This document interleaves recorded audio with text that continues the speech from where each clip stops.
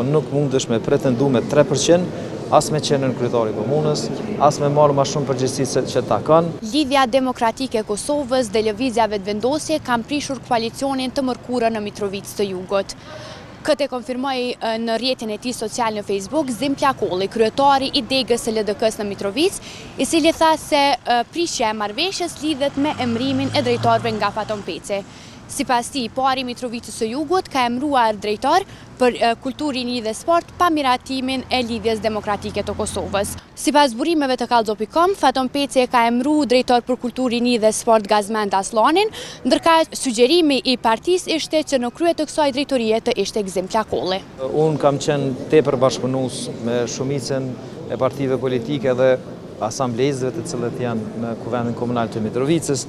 Qasja ime ka qenë tepër gjeneroze, po nuk mundesh me pretendu me 3%, as me qenë në kryetari komunës, as me marrë ma shumë përgjegjësi që ta kanë, e lere më do të kesh pretendime që të drejtosh gjitha ndërmarrjet komunale, 4 prej sësh që i kemi, nuk mundesh me 3% me pretendu mi marrë edhe përgjegjësinë ekzekutiv, edhe kryesuesin, edhe drejtor me pas kërkesë, edhe për në kryetar dhe për 4 ndërmarrje. Kështu që menoj që një herë mirë ne si politik duhet të edukohemi që dhe kërkesat të kemi në proporcion me fuqinë politike që e përfaqësojnë.